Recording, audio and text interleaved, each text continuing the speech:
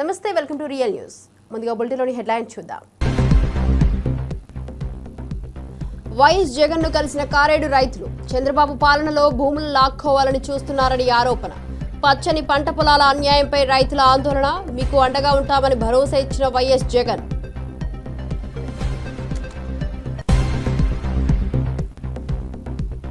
బండి సంజయ్ సంచలన వ్యాఖ్యలు. విద్యా వ్యవస్థపై ప్రశ్నలు. ప్రైవేట్ పాఠశాలలో ఉపాధ్యాయుల అర్హతపై బండి సంజయ్ వ్యాఖ్యలు. కనీసం డిగ్రీ కూడా లేని ఉపాధ్యాయులు ఉన్నారని కేంద్ర మంత్రి ఆందోళన.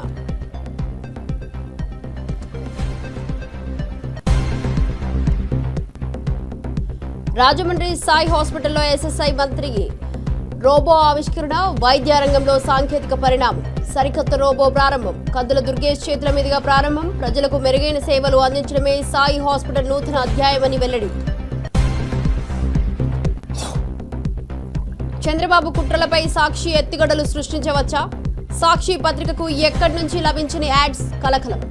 సర్క్యులేషన్ కోసం ఈనాడు ధర్మ పోరాటం చర్చనీయాంశం. వైఎస్ జగన్ హయాంలో ఆర్థిక దెబ్బకు సాక్షి సమరం.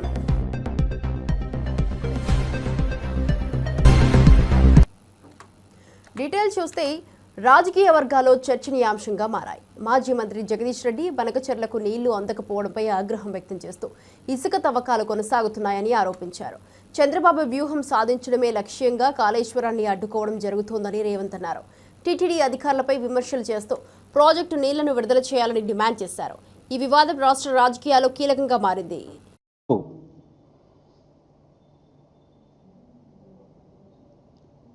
రేపొచ్చే కమిషన్ ఏదైతే ఉంటుందో ఆనాటికి మనం గోదావరిలో ఇప్పటికే మనకు హక్కుగా ఇచ్చిన జీవోల ద్వారా ఇచ్చిన 960 టీఎంసీల నీళ్ళని మేము ఆల్రెడీ వాడుకుంటున్నాం. పై వచ్చే నీళ్ళలో కూడా మాకు ఇంకా అక్కరుంది, కొత్తగా ప్రాజెక్టులు మొదలుపెట్టుకుంది అని చెప్పి మనం చెప్పాల్సిన దాన్ని కాళేశ్వరం ద్వారానే 150 టీఎంసీల నీళ్ళు మేము వాడుతున్నామని చెప్పాల్సిన విషయాన్ని దాచిపెట్టి చంద్రబాబుకు కావాల్సిన పద్ధతుల్లో, బనకచెర్లకు కావాల్సిన పద్ధతుల్లో నువ్వు యాక్షన్ చేస్తూ ఉన్నావు. ప్రతి అక్షరం నీళ్ళ విషయంలో నువ్వు మాట్లాడుతున్న ప్రతి అక్షరం చంద్రబాబు రాసి పంపిందే. చంద్రబాబు ఏజెంటు ఇక్కడ ఉన్న ఆదిత్యనాథ్ దాస్ ద్వారా రాసిచ్చిన స్క్రిప్టులు చదువుతూ తెలంగాణ రైతులు పెట్టిన భిక్ష నీ పదవి, దాన్ని ఉపయోగించుకొని అదే రైతాంగానికి ద్రోహం చేస్తున్నావు. దానికి తోడు స్వామి కార్యం స్వకార్యం అన్నట్టు వేలాది లారీలను పెట్టి ఇసుక తోడుతున్న తొడేళ్ళు అక్కడ దుర్మార్గంగా కోట్లాది రూపాయలు సంపాదించుకోవడానికి నీవు, నీ మంత్రులు, నీ మంది మార్బలం చేసే దుర్మార్గం కొరకు కాళేశ్వరం నీళ్ళని ఇవ్వటం లేదు. ఇవాళ నువ్వు కేవలం చంద్రబాబు డైరెక్షన్లో టీడీపీ అధినేత చంద్రబాబు నాయుడు పాలన రాష్ట్ర ప్రజలకు ఎమర్జెన్సీని తలపించే విధంగా మారింది. ప్రజలకు నిరసన తెలిపే అవకాశం లేకుండా వైఎస్ఆర్సీపీ కార్యకర్తలపై టార్గెట్ చేసుకుంటూ దాడులు జరుగుతున్నాయి. ఈ క్రమంలో జడ్పీ చైర్పర్సన్ హారికపై దాడికి పాల్పడడం సంచలనంగా మారింది. పోలీసుల ఎదుటే టీడీపీ గుండాలు రెచ్చిపోయి ప్రదర్శించిన చర్యలు ఆందోళనకరంగా మారాయి.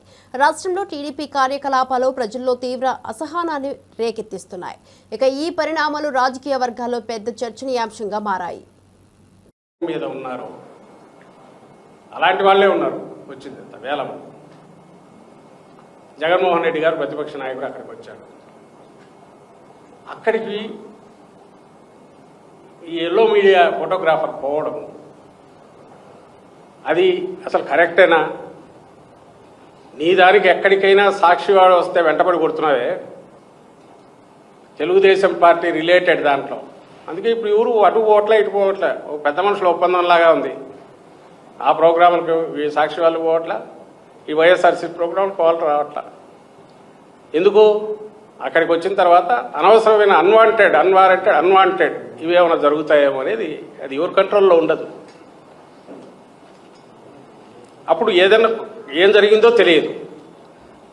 ఆ ఫోటోగ్రాఫర్ నీట్గా ఉన్నాడు, ఎక్సెప్ట్ 4-3 బటన్లు తీసుకోవడం తప్ప. అతను ముందు వెళ్ళి ఒక కంప్లైంట్ ఏదో ఇచ్చాడు, మూగదెబ్బలో ఏదో తగిలాయి, కెమెరా తీశారు, లాక్కున్నారని ఏదో చెప్పాడంటే that's a case. Okay, he has every right తను పోయి ఏదో కంప్లైంట్ ఇవ్వడానికి. పోలీస్ నిజంగానే చేసుకోవడం అభ్యంతరం లేదు. ఇప్పుడు దాన్ని దేనికి మార్చారు? అటెంప్ట్ మర్డర్ అంట. వేసిన దాన్ని ఎఫ్ఐఆర్లో ఉన్నదాన్ని మార్చి మళ్ళీ మెమో వేసి అటెంప్ట్ మర్డర్ కిందకి మార్చారు. పోలీసు ఉండేది దీనికా? ప్రతిపక్షాలను టెర్రరైజ్ చేయడానికా? కడుపు మండిన రైతులను టెర్రరైజ్ చేయడానికా? అర్థం కావట్లా. ప్రసన్న కుమార్ రెడ్డి సీనియర్ మోస్ట్, అంటే 6th టర్మ్ ఎమ్మెల్యే, ఆయన 6 times ఎమ్మెల్యేగా ఎలక్ట్ అయినా. వాళ్ళ ఫ్యామిలీ డికేడ్స్ టుగెదర్ పాలిటిక్స్లో ఉన్నారు. ఆయన ఇంటి మీదికి ఒక 100 మంది 200 మంది పోయినారు. ఆ విజువల్ చూడండి. కేవలం నేను ఏది చూపిస్తున్నానంటే పోలీస్ అపతి అంటారా, లేకుంటే పోలీస్ ప్రేక్షక పాత్ర అంటామా, లేకుంటే పోలీస్ అటువైపు నుంచి ఇన్స్టిగేటర్స్ అంటామా, ఎవరైతే అటాకర్స్ ఉన్నాడో వాళ్ళకు ప్రొటెక్షన్ ఇచ్చే వాళ్ళు అందామా? రాజమండ్రి సాయి హాస్పిటల్లో సరికొత్త నవతరం ఎస్ఎస్ఐ మంత్ర రోబో ఆవిష్కరణ జరిగింది. వైద్య రంగంలో అత్యాధునిక సాంకేతికతను ఆవిష్కరించి ప్రజలకు మెరుగైన వైద్య సేవలు అందించేందుకు ఈ రోబో ప్రారంభించబడింది. ఈ కార్యక్రమానికి ముఖ్య అతిథిగా విచ్చేసిన రాష్ట్ర సాంస్కృతిక పర్యాటక శాఖ మంత్రులు ఇంకా కందుల దుర్గేష్ వర్చువల్గా ఆవిష్కరణ చేశారు. సాయి హాస్పిటల్ ఈ రోబో ద్వారా వైద్య రంగంలో నూతన అధ్యాయాన్ని ప్రారంభించి ప్రజలకు అత్యుత్తమ సేవలు అందించనున్నట్లు ప్రకటించారు.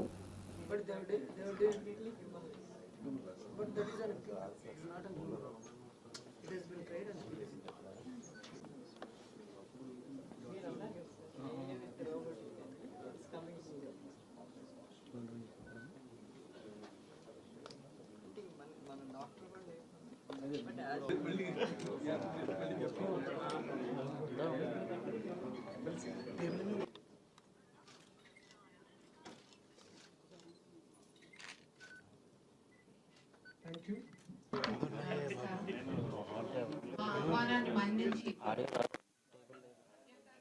సమయంలో మరి సాయి హాస్పిటల్ యాజమాన్యం వారు మరొక నూతన మెట్టు ఎక్కే ఈ తరుణంలో మా ఆహ్వానాన్ని మన్నించి మరి అత్యంత సాధ్యం కాదు. దీనికి మా సర్జన్ల యొక్క నైపుణ్యం అవసరం, వారి సహకారం, కనీసం అలాగే కొండంత బలాన్ని ఇచ్చారు. దాన్ని దృష్టిలో పెట్టుకొని మరో రోబో తీసుకొచ్చే సాహసం మేము చేయగలిగాం. నిజమైన హెల్త్ టూరిజం గమ్యస్థానానికి ఖచ్చితంగా చేరుస్తుందని మేము భావిస్తున్నాం. ప్రపంచ స్థాయి చికిత్సని రాజ్యం పెంచుకున్న తర్వాత మాత్రమే ఈ రోబోల్ని ఉపయోగించడం జరిగింది. దీనికి వారు కనబర్చిన ఆసక్తి, వారు స్పెండ్ చేసిన టైం కూడా చాలా ఇంపార్టెంట్.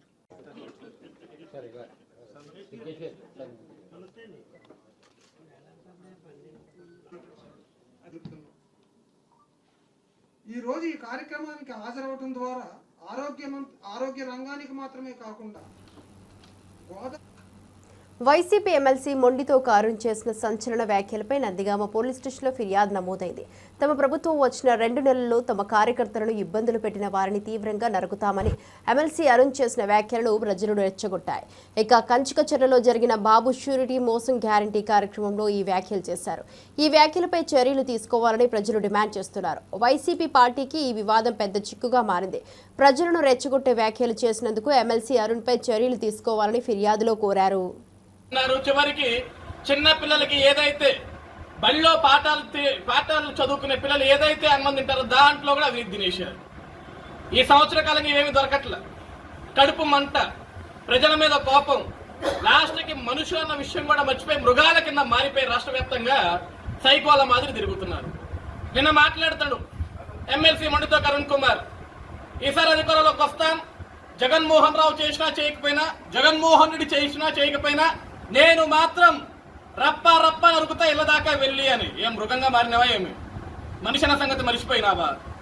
ఎట్లా గెలుస్తావు ఈ నియోజకవర్గంలో? ఒక్క అవకాశం ఒక్కసారి ఇచ్చారు మిస్టర్ మొండితో కరుణ్ కుమార్ నీకు. మేము కూడా సవాల్ ఇస్తున్నాం. నువ్వు మగాడివే కదా. ఏమన్నావు ఆ రోజు నువ్వు? నందిగామ నియోజకవర్గంలో తంగిరాల సౌమ్య గారు గెలిచినా, రాష్ట్రంలో చంద్రబాబు గెలిచినా సరే నా ఎమ్మెల్సీ పదవికి రాజీనామా చేసి రాజకీయ సన్యాసం తీసుకొని ఈ నియోజకవర్గ ప్రజలకు క్షమాపణ చెప్పి ఇక్కడి నుంచి పారిపోతా అన్నావు. ఏమైంది నీ మగతనం? ఎందుకు మాట తప్పావు? ఎందుకు వడమ తిప్పావు? ఈరోజు చేతగాని వాడిలాగా మృగం మాదిరిగా మారి నేను నరుకుతా, ఇళ్లమ్మడి పడి తిరుగుతా. ఏం కట్టిపడివా నువ్వు? చేతిలో గొడవలు పెట్టుకొని తిరుగుతున్నావా ఏమి నువ్వు, లేకుంటే పిచ్చెక్కి తిరుగుతున్నావా? మీ ఓటు లండన్ పోయి ట్రీట్మెంట్ తీసుకుంటాడు అప్పుడప్పుడు. ఈసారి ఆ ఫ్లైట్ లో నీకు కూడా పక్కన సీట్ బుక్ చేసుకో, ఆ లండన్ హాస్పిటల్ అడ్రస్ కనుక్కో, పో మందులు తెచ్చుకో, హ్యాపీగా వేసుకొని నిద్రపో. లేకుంటే నీ అన్న డాక్టరే కదా, నీ అన్నని అడుగు ఏ మందులు వేసుకుంటే ఏ పిచ్చి ఏ విధంగా తగ్గుద్దని నీ అన్నకు బాగా తెలిసి ఉంటుంది. నీ అన్నని అడిగా మందులు వాడు. ఈరోజు మనం ప్రజాస్వామ్యంలో ఉన్నాం, ప్రజల మధ్య బ్రతుకుతున్నాం అనే విషయాలను మరచి మళ్ళీ వస్తాం నరుకుతాం. ఏం నరికేదానికి నీకు అధికారం ఇవ్వాలా? ఎవడిస్తాడు నీకు అధికారం ఈ రాష్ట్రంలో? ఎవడిస్తాడు నీ అన్నకి ఈ రాష్ట్రంలో అధికారం? ఈ రోజు నీ అన్నని సొంత చెల్లి, జన్మనిచ్చిన చెల్లి ముఖం మీద కాండ్రించి చూపి బయటికి వెళ్ళిపోయారు. ఈరోజు నీ బ్రతుకేంది? ఇంకా ఈ నియోజకవర్గంలో ఈ సంవత్సర కాలంలో కనీసం తిరగలుగుతున్నావు ఏ గడపకైనా సరే? ఈ సంవత్సర కాలంలో కూటమి ప్రభుత్వంలో ఈరోజు తంగిరాల స్వామి గారు ఎమ్మెల్యేగా ఉన్న ఈ సంవత్సర కాలంలో ఏ ఒక్క ప్రజానికో అయినా సరే రోడ్డు మీదకి వచ్చి మాకు ఇక్కడ అన్యాయం జరిగిందని మాట్లాడారా? లేదు కదా. ఏదో రీకాలింగ్ చంద్రబాబు అని మీ నాయకుడు ఒక ప్రోగ్రాం పెట్టాడు. నీకు నిజంగా దమ్ముంటే వెళ్ళు, ప్రతి గడపకి వెళ్ళు. ప్రజలు చెప్పించి కొడతారు నందిగామ నియోజకవర్గ ప్రజలందరూ కూడా. తల్లికి వందనం ఎంతమందికి పడిందో కనీసం నీ పార్టీ జెండా మోసి ఏదైతే నిన్న ఈ ప్రోగ్రామ్ లో కూర్చున్నారు, ఏదైతే నువ్వు నిన్న పిచ్చి కుక్కలాగా మాట్లాడుతుంటే అక్కడ చప్పట్లు కొడుతున్నారో అందులో. కేంద్ర మాజీ ప్రధాన ఎన్నికల అధికారి రాజీవ్ కుమార్ శ్రీశైలం మల్లన్న ఆలయాన్ని సందర్శించారు.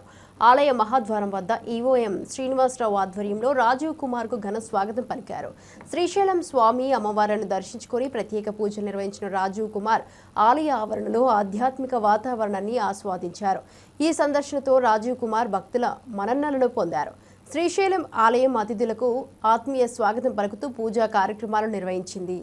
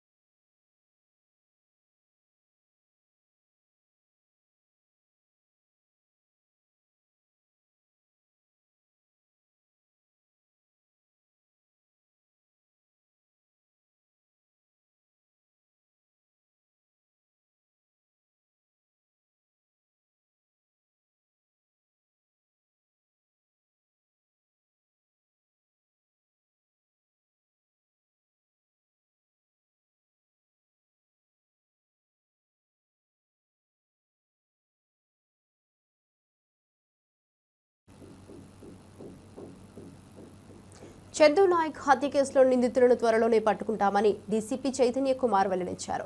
పరారీలో ఉన్న నిందితుల కోసం 10 ప్రత్యేక బృందాలు గాలింపు చర్యలు కొనసాగిస్తున్నాయి. ఇక స్పాట్లో దొరికిన బుల్లెట్ల పరిశీలనలో ఒకే వెపన్తో ఫైరింగ్ చేసినట్లు నిర్ధారణ అయింది. నిందితులు ఉపయోగించిన కారును గుర్తించామని డీసీపీ చెప్పారు. ఇక 2022లో జరిగిన ఓ హత్య కేసులో చందు నాయక్ నిందితుడిగా ఉన్న విషయం తెలిసిందే. పాత కక్షల కారణంగా హత్య జరిగిందా అనే కోణంలో దర్యాప్తు కొనసాగుతుంది. డీసీపీ చైతన్య కుమార్ తెలిపారు.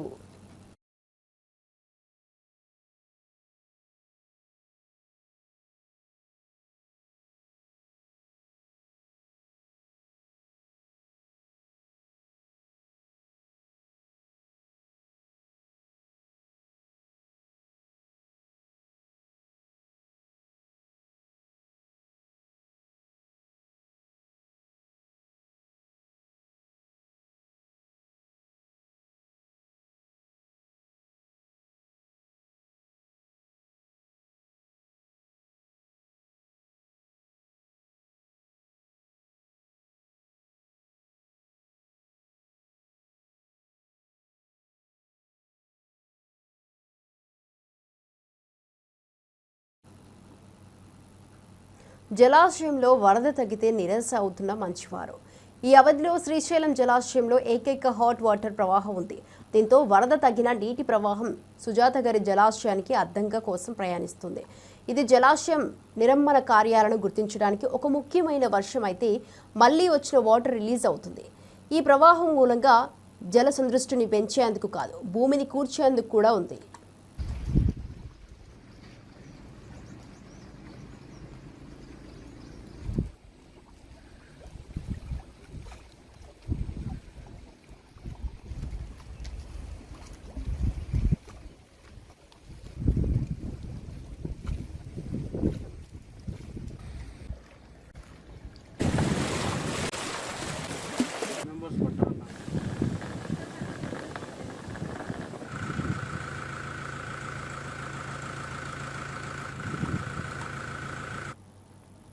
బీఆర్ఎస్ నేత జగదీష్ రెడ్డి వ్యాఖ్యలు రాజకీయ వర్గాల్లో చర్చనీయాంశమయ్యాయి. అయితే ఈ వ్యాఖ్యలకు ఎమ్మెల్సీ అద్దంకి దయాకర్ తీవ్ర స్థాయిలో స్పందించారు. జగదీష్ రెడ్డి చేసే విమర్శలు వాస్తవాలను వదిలి నిరాశ నిస్సహాయతలతో కూడినవే అని అన్నారు. అంతేకాకుండా ఒక్క ప్రాజెక్టును కూడా పూర్తి చేయకుండా అబద్ధాలు చెబుతున్నారని నిప్పులు చెరిగారు. అద్దంకి వ్యాఖ్యలు రాజకీయ వర్గాల్లో పెద్ద దుమారాన్ని రేపుతున్నాయి. ఇరు వర్గాల మధ్య మాటల యుద్ధం ఇంకా కొనసాగుతుండగా ఈ వివాదం ఎలా పరిష్కారం అవుతుందో చూడాలి. వాస్తవాలు లేవు అనేది వాస్తవం. అబద్ధాలు చెప్పడానికి కూడా నిస్సిగ్గుగా వారు చేస్తున్న కామెంట్స్ ఏవైతే ఉన్నాయో, ఒక్క ప్రాజెక్టు కట్టకుండా కనీసం ఎస్ఎల్బీసీ టన్నెల్ కూడా పూర్తి చేయలేని ఒక దివాలాకోరు ప్రభుత్వం ఇలా గతంలో పాలించింది. ఇలా రేవంత్ రెడ్డి గారు అంటున్న మాటలకు మహిళల నుంచి స్పందన రాలేదని, లేదంటే ప్రజల నుంచి స్పందన రాలేదని ఇలా అబద్ధాలు చెప్పే ప్రయత్నం చేస్తాడు. అక్కడున్న ప్రజల్ని అడిగితే తెలుస్తుంది ఏ విధంగా రెస్పాన్స్ వచ్చిందనే విషయం. అది పక్కన పెట్టండి. ఫస్ట్ రికార్డు స్థాయిలో పంట మీరు కట్టిన ప్రాజెక్టుల వల్ల వచ్చిందా? నాగార్జున సాగరో, శ్రీశైలమో, లేకపోతే ఏ ప్రాజెక్టుల వల్ల మీరు కట్టినాయో చెప్పండి. కాబట్టి మీ యొక్క అస్తిత్వం కోల్పోతున్న క్రమంలో ఏదో కేసీఆర్ను మెప్పించడానికో, లేకపోతే మిమ్మల్ని తిట్టినందుకు ఏదో దాన్ని నేను ఉన్నా అని చెప్పుకోవడానికి తప్పితే దాంట్లో ఏముంది మీ ప్రెస్ మీట్లో? కేవలం ఎలా కేసీఆర్ భజన పరుల యొక్క బాగు జరిగింది గత ప్రభుత్వంలో తప్పితే మరొకటి కాదు. ఈరోజు ప్రతి కార్యక్రమం ప్రజల కొరకు చేస్తున్న అంశాన్ని మీరు జీర్ణించుకోలేక చేస్తున్న అక్కసుతో చేస్తున్న స్టేట్మెంట్స్గా చూడాల్సింది తప్పితే దీంట్లో కొత్తదనం ఏముంది? తుంగతుర్తి ప్రాంతానికి బునాది గాని కాలువ కానీ, లేదంటే గంధమల్లతోని వచ్చే ప్రత్యామ్నాయ కాలువ కానీ, లేదంటే గతంలో దేవాదుల సంబంధించిన ప్రాజెక్ట్, అది కాంతనపల్లి నుంచా లేకపోతే ఇతరత్ర ఎక్కడి నుంచి అయినా సరే తీసుకురావాల్సిన పరిస్థితి గత 9 సంవత్సరాల్లో ఉండే. ఇప్పటి వరకు తుంగతుర్తికి సంబంధించి ఎస్ఆర్ఎస్పి ఫ్లడ్ ఫ్లో కెనాల్ నుంచి మిడ్ మానేరు నుంచి వచ్చే నీళ్లని ఇలా ఎస్ఆర్ఎస్పి ఫేజ్ 2కి ఇచ్చి దాన్ని మేము తెచ్చినామని చెప్పి ఇన్ని రోజులు గఫాలు కొట్టుకున్న పరిస్థితి. ఈరోజు కాళేశ్వరం వల్లనే మొత్తం తుంగతుర్తి, సూర్యాపేట కాదు కోదాడ, హుజూర్ నగర్ వరకు కూడా పోయినామన్న నీళ్లు పెట్టినామన్న పరిస్థితి. కానీ వాస్తవానికి ఒక చుక్క నీళ్లు రాకున్నా ఈరోజు రికార్డు స్థాయి పంట వచ్చింది. చూసుకోండి నల్గొండ జిల్లాలో. కాబట్టి రాజకీయాలు కేవలము పదవులతోనే మేము వెలగబెడతామనంటే వాళ్ళకు, మీలాంటి నాయకులకు ఇది సరిపోతుంది తప్పితే రేవంత్ రెడ్డి గారు కానీ, కాంగ్రెస్ ప్రభుత్వం కానీ నిరంతరం ఇలా ఉత్తమ్ కుమార్ రెడ్డి గారి యొక్క శ్రమ కానీ, వారు అటు ఇరిగేషన్ శాఖ మంత్రిగా కానీ, ఇటు పౌర సరఫరా శాఖ మంత్రిగా కానీ వారు చేస్తున్నది చూడండి. రేషన్ కార్డులతో పాటు ఇలా బియ్యం కూడా ఇచ్చి అన్ని సరుకులు వచ్చేటట్టుగా చేస్తున్న పరిస్థితి. ఇలా వారు ఇరిగేషన్ మంత్రిగా ఉండి చిన్న నీటి మధ్యతర పారుదలకు సంబంధించిన ప్రాజెక్టులకు డిజైన్ జరుగుతున్నది. ఒకసారి చూసి తెలుసుకుంటే మంచిదని చెప్పి మిత్రునికి హితవు. ముఖ్యమంత్రి గారు అన్న స్టేట్మెంట్స్ కొంత. చేవెళ్ల నియోజకవర్గంలో రైతుల భూముల వివాదం మరింత ముదురుతోంది. రేవంత్ రెడ్డి ప్రభుత్వం ఎన్కపల్లి గ్రామంలోని సర్వే నెంబర్ 180లో ఉన్న 99.14 ఎకరాల భూమిని బలవంతంగా లాక్కునే ప్రయత్నం చేస్తోంది. ఈ చర్యలపై రైతులు ఆగ్రహంతో తిరగబడుతున్నారు. రైతులకు అండగా నిలిచిన రాజేంద్రనగర్ బీఆర్ఎస్ నాయుడు పట్లొల్ల కార్తిక్ రెడ్డిని పోలీసులు అడ్డుకొని అరెస్టు చేశారు.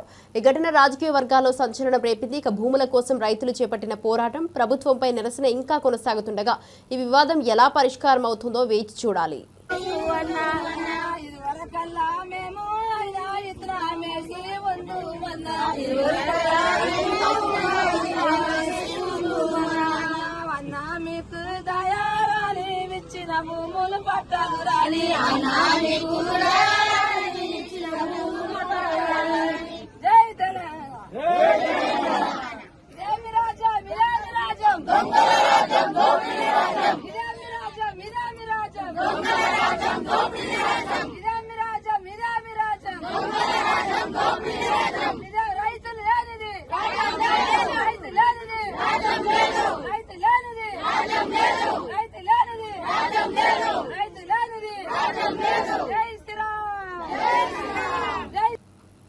సాక్షి పత్రికకు వ్యతిరేకంగా చంద్రబాబు ఎల్లో మీడియాతో కలిసి కుట్రలు చేస్తున్నారని వార్తలు వినిపిస్తున్నాయి.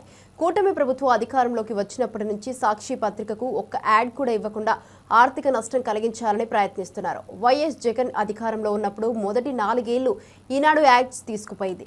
5వ సంవత్సరంలో తమకు యాడ్స్ వద్దని ఈనాడు యాజమాన్యం నిర్ణయించింది.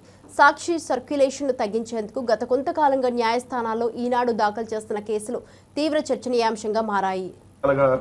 ఈనాడు దినపత్రిక, అదేవిధంగా చంద్రబాబు నాయుడు గారు సంవత్సరాలుగా పన్నుతున్నటువంటి కుట్రలో భాగంగా ఏదైతే ఢిల్లీ హైకోర్టుకు వెళ్లారో ఆ హైకోర్టు ఏదైతే నిన్న చేసినటువంటి వ్యాఖ్యలు, ఈనాడు దినపత్రిక వేసినటువంటి పిటిషన్ ని ముగిస్తూ ఢిల్లీ హైకోర్టు చంద్రబాబు నాయుడు గారు ఈనాడుకి చెంపపెట్టులాగా నిన్న వ్యాఖ్యానించినటువంటి వ్యాఖ్యలు ఏంటి, అసలు ఏం జరిగిందనంటే, జగన్మోహన్ రెడ్డి గారి ప్రభుత్వం ఉన్నప్పుడు గ్రామ వార్డు సచివాలయాలు వాలంటీర్లు వీళ్ళందరికీ ఏదైనా అత్యధిక సర్క్యులేషన్ ఉన్నటువంటి ఒక దినపత్రికను కొనుక్కోవటానికి నెలకు 200 రూపాయలు ఏదైనా కొనుక్కోవచ్చు. అత్యధిక సర్క్యులేషన్ ఉన్నటువంటి దినపత్రిక ఈ ఆంధ్రప్రదేశ్ రాష్ట్రంలో అత్యధిక సర్క్యులేషన్ ఉన్నటువంటి 2 తెలుగు దినపత్రికల్లో ఉన్నాయి. ఒకటి ఏదైతే సాక్షి దినపత్రిక, 2 ఈనాడు. ఈ రెండింటికి అత్యధిక సర్క్యులేషన్ ఉంది. 3వ ప్లేస్ లో ఆంధ్రజ్యోతి ఉంటుంది. సో అయితే ఏదైనా అత్యధిక సర్క్యులేషన్ ఉన్న దినపత్రిక కొనుక్కోమన్నప్పుడు వాళ్ళ ఇష్టం ఏదైనా కొనుక్కోవచ్చు. దానికి సంబంధించిస్తే అది కేవలం సాక్షిని కొనుగోలు చేయడానికే ఇచ్చారు. సాక్షినే కొనుగోలు చేయమని చెప్పి, సాక్షి దినపత్రికనే కొనుగోలు చేయమని చెప్పి వాళ్ళ మీద ఒత్తిడి తెచ్చారు అది అని చెప్పి ఈనాడు దినపత్రిక హైకోర్టుకి వెళ్ళింది. సో ఈనాడు దినపత్రిక హైకోర్టుకి వెళ్తే హైకోర్టు దాన్ని తోసిపుచ్చేస్తే దాన్ని ఇక్కడ ఉన్నటువంటి వాళ్ళు వేసినటువంటి పిటిషన్ తిరస్కరిస్తే సుప్రీంకోర్టుకి వెళ్లారు. సుప్రీంకోర్టు ఏం చేసింది, ఢిల్లీ హైకోర్టుకి బదలాయించింది. సో ఢిల్లీ హైకోర్టులో వాదనలు వినిపించుకోండి అని చెప్పి ఢిల్లీ హైకోర్టుకు వెళ్తే ఢిల్లీ హైకోర్టులో సాక్షి దినపత్రిక తరపున అలానే ఏదైతే ఈనాడు దినపత్రిక తరపున వాళ్ళు వాదనలు వినిపించినటువంటి సందర్భంలో ఏదైనా సర్క్యులేషన్ ఉన్నటువంటి దినపత్రికను కొనుగోలు చేయమన్నారు. పర్టికులర్ గా సాక్షి అని ఎక్కడ చెప్పలేదు కదా. సో అయినా మీకు వచ్చిన నష్టమేం దానికి అని చెప్పి ఈనాడు మీద ఘాటైన వ్యాఖ్యలు చేస్తూ దానికి సంబంధించి మీద అభ్యంతరాలుంటే ప్రభుత్వ ప్రధాన కార్యదర్శి దగ్గరకు, సీఎస్ దగ్గరకు పోండి. సో అయినా ఇప్పుడు వాలంటీర్ల వ్యవస్థ ఇది లేదు కదా, పత్రిక ఇప్పుడు కొనుగోలు చేయట్లేదు కదా అని చెప్పి హైకోర్టు వ్యాఖ్యానించింది. అప్పుడు ఇంకో కుట్ర కూడా వాళ్ళు పన్నారు. ఏమనంటే ఈ పత్రిక సంబంధించినటువంటి సర్క్యులేషన్ ఎంతెంత ఉందని చెప్పి ఏదైతే రిలీజ్ చేయాలో దానికి సంబంధించి కూడా ఈని పరిగణలోకి తీసుకోవద్దని చెప్పి వాళ్ళు అక్కడ ఢిల్లీలో ఏదైతే ఈ సర్క్యులేషన్ రాజీ చేసే వాళ్ళ దగ్గర కూడా వెళ్లి, సో వాళ్ళ దగ్గర కూడా ఈనాడు వెళ్ళి ఇప్పుడు ఈ కొనుగోలు చేసేటటువంటి పత్రికలు దీంట్లో పరిగణలోకి తీసుకోవద్దు, ఇవి కూడా కలిపితే సర్క్యులేషన్ వాళ్ళకి ఎక్కువైపోయిందని. కానీ వాస్తవంగా చూస్తే ఈనాడు గాని ఆంధ్రజ్యోతి, ఈనాడు గాని సాక్షి గాని ఒకే విధమైనటువంటి సర్క్యులేషన్ ఉంది. అది పేపర్ అప్పుడు కొనుగోలు చేసినప్పుడు అలానే ఉంది, ఇప్పుడు కొనుగోలు చేయకపోయినా అలానే ఉంది, ఒకే రకమైనటువంటి సర్క్యులేషన్ ఉంది. కానీ ఎంత కుట్రలు బంతా ఉన్నారు ఇంకా సాక్షి మీద అంటే, ప్రభుత్వం వచ్చినటువంటి ఈ 13 నెలల కాలంలో ఒక్క ప్రభుత్వ యాడ్ సాక్షి దినపత్రిక ఇవ్వాల, ఒక్క ప్రభుత్వ యాడ్ ఇవ్వాల. మీరు చూస్తే వీళ్ళు ప్రభుత్వ యాడ్లు అత్యధిక సర్క్యులేషన్ ఉన్నటువంటి దినపత్రికలకు ఇవ్వాలి. That is the rule. Jaganmohan Reddy గారి ప్రభుత్వం ఉన్నప్పుడు ఈనాడుకి దినపత్రికకి యాడ్లు ఇచ్చింది 4 సంవత్సరాల పాటు. తర్వాత చివరి ఏడాదిలో వాళ్లే వద్దన్నారు ఈనాడు దినపత్రిక. ఎందుకంటే జగన్మోహన్ రెడ్డి గారు చేసినటువంటి మంచిది అక్కడ యాడ్ లో ఫస్ట్ పేజ్ లో వేస్తే అందరికీ తెలిసిపోతుంది కాబట్టి ఈనాడు దినపత్రికలో వద్దని చివరి ఏడాది వాళ్లే వద్దనుకున్నారు. సో మేము ఎక్కడ కూడా ప్రతి ప్రభుత్వ యాడ్ని ఈ సాక్షికి ఎలా ఇచ్చారో అప్పుడు ఈనాడు కూడా అదే విధంగా ఇచ్చారు. కానీ ఇప్పుడు ఈనాడు, ఆంధ్రజ్యోతి, ఏదైతే ప్రజాశక్తి, ఒక రోజు ఏంటంటే వార్త, ఇంకా ఏదైతే అన్ని చిన్న దినపత్రికలు కూడా యాడ్లు ఇస్తున్నారు. కానీ సాక్షికి మాత్రం 13 నెలల కాలంలో ఒక్క యాడ్ ఇవ్వాలి. సో ఎంత దుర్మార్గంగా వాళ్ళు వ్యవహరిస్తున్నారో ఒకసారి చూడండి. ప్రభుత్వానికి సంబంధించినటువంటి యాడ్లు. ఎమ్మెల్సీ తీన్మార్ మల్లన్న చేసిన వ్యాఖ్యలు రాజకీయ వర్గాల్లో సంచలనంగా మారాయి. ఎమ్మెల్సీ కవిత కాంగ్రెస్ లో చేరేందుకు రంగం సిద్ధమవుతోందని ఆయన ఆరోపించారు. హైదరాబాద్ పిజ్జాదిగూడలోని తన ఛానల్ కార్యాలయంలో మాట్లాడుతూ బీసీలకు 42% రిజర్వేషన్లను పక్కదోవ పట్టించేందుకు కొందరు కవితతో కలిసి నాటకాలు ఆడుతున్నారని అన్నారు. దాడి అంశంలో కవితదే తప్పు అని బీఆర్ఎస్ నేతలు మౌనంగా ఉంటే పీసీసీ చీఫ్ మహేష్ గౌడ్, మంత్రి పొన్నం ప్రభాకర్ మద్దతు అందించిన విషయంలో దౌర్భాగ్యం ఉందని విమర్శించారు.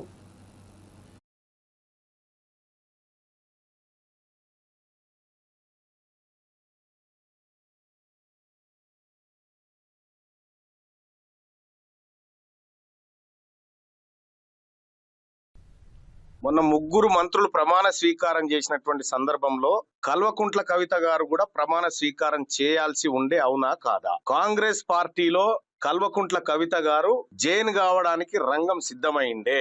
ఇప్పటి కూడా ఆమె కాంగ్రెస్ పార్టీ అనధికారిక అనుబంధ సభ్యురాలుగా కొనసాగుతా ఉంది. ఇది స్పష్టమైతా ఉంది. లేకుంటే 42% రిజర్వేషన్ ఆర్డినెన్స్ వ్యవహారం ఏదైతే ఉందో అది తేలక ముందుకే, అది పట్టాలెక్కక ముందుకే ఈమె సంబరాల కార్యక్రమాలు చేసుకోవడము, అటు ప్రభుత్వం ఈమెకు మద్దతుగా నిలబడము, ఇవన్నీ చూస్తా ఉంటే కల్వకుంట్ల కవిత గారు కాంగ్రెస్ పార్టీతో మిలాఖాత్ అయిన విషయం స్పష్టంగా అర్థమైతా ఉంది.